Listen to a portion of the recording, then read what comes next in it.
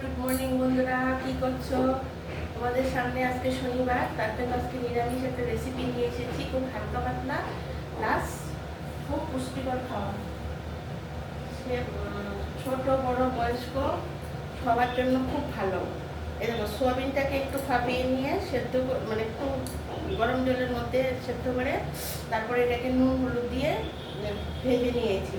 আর পেঁপেটাকেও একটু হালকা করে পেঁপেগুলো ছোটো ছোটো করে কেটেছি, হালকা করে জলের মধ্যে সেদ্ধ করে নিয়ে পেঁপে আর আলু দুটোই ছোটো ছোটো করে কেটে এই দুটো একটু নুন হলুদ দিয়ে ভেজে নিয়েছি।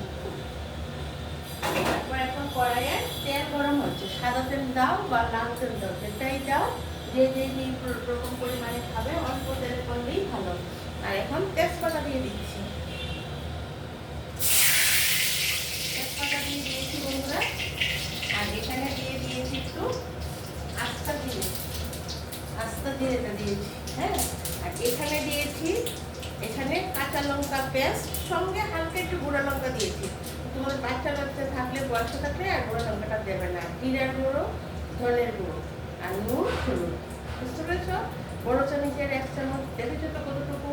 একটা প্রায় আস্তা পেঁপে, আর এই 1 প্যাকেট ছোটো এইটুকু প্যাকেটের 1 প্যাকেট সোয়াবিন, আর 3টে আলু দিয়েছি।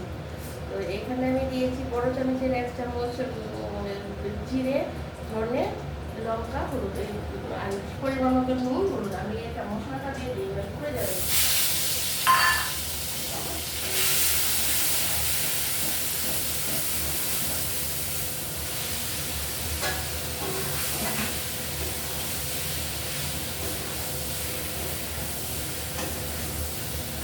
পরিমাণ মতো নুন হলুদ দিয়ে, বড় চামচের 1 চামচ জিরে, পরিমাণ মতো নুন হলুদ আর ধনের গুঁড়ো দিয়েছি আর নুন দিয়েছি।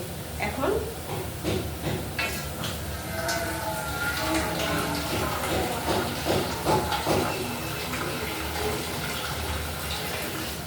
যেহেতু সব কিছু সেদ্ধ করে নিয়েছি, ঝোলটা আবার বেশি দিতে হবে না, সব সেদ্ধ করে নেওয়া হচ্ছে। এই ঝোলটা দিয়ে তোমার সাথে কথা বলছি।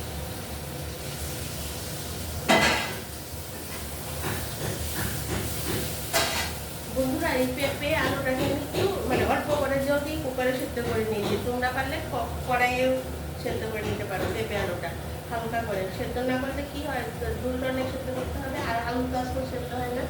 পেঁপেটাকে করে সোয়াবিনটাকে আলাদা করে একটু একটা ভাপিয়ে নিয়ে তারপর এগুলি সব নুন হলুদ দিয়ে ভাজলাম, কড়াইয়ে তেল দিলাম, আর কাঁচা লঙ্কা পেস্ট, যদি কেউ একটু হালকা দিচ্ছে গুঁড়ো লঙ্কা দেবে, আর জিরে ধনে দিলাম, স্বাদ মতো নুন হলুদ। তাহলে মশলাটা জিরে গুঁড়ো দিয়ে দিলাম। মশলাটা কষানোর পর এই সবগুলো সয়াবিন পেঁপে আলুগুলো দিয়ে একটু বসিয়ে ঝোল দিয়ে দিলাম। এটা তুমি ভাতের সাথে বলো, রুটি, পরোটা, যা কিছু সামগ্রী বলো, খুব টেস্টি খেতে। পরে খেয়ে দেখবে। এখন নামানোর আগে আমি একটু গরম মশলা দিয়ে দেবো। আর যদি তোমাদের কেউ প্রেশার না থাকে তাহলে 1/2 চামচ ঘিও দিয়ে দিতে পারো, তাহলে খুব টেস্টি হবে। এখন আমি গরম মশলাটা দিয়ে দিচ্ছি।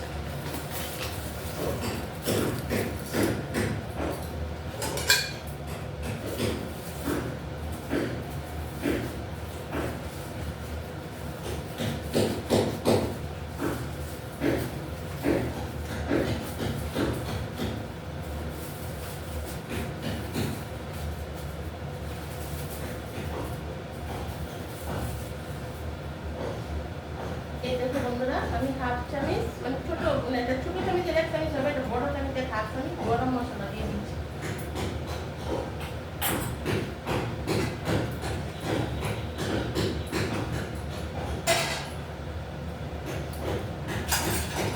একটু হালকা আমি একটু ঘিটা নিচ্ছি, হালকা একটু ঘি দিয়ে দেবো।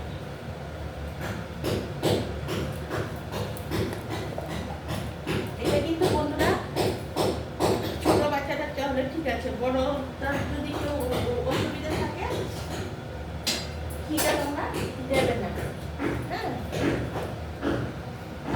ঘিটা তোমরা দেবে না। এখন আমার তরকারিটা হয়ে গেছে, আমি তোমাদেরকে নামিয়ে দেখাচ্ছি।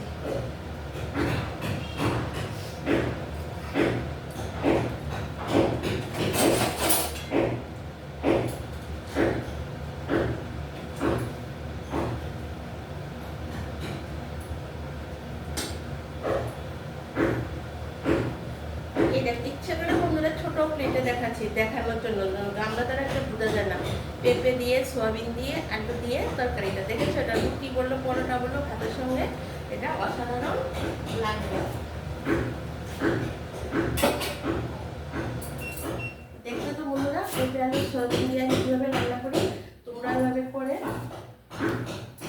এইভাবে করে খেয়ে দেখবে, আর আমাকে একটু কমেন্ট করে জানাবে, আর প্লিজ একটা সাবস্ক্রাইব করে দাও। আর পরের ভিডিওতে আবার আসছি, তোমাকে জানি দুপুরেও আসি, লাঞ্চ নিয়ে বিকেলেও আসি চায়ের আড্ডায়। তাহলে এখন রাখি, পরে তোমাদের সাথে আমার কথা হবে। টাটা, বাই বাই, সবাই ভালো থেকো।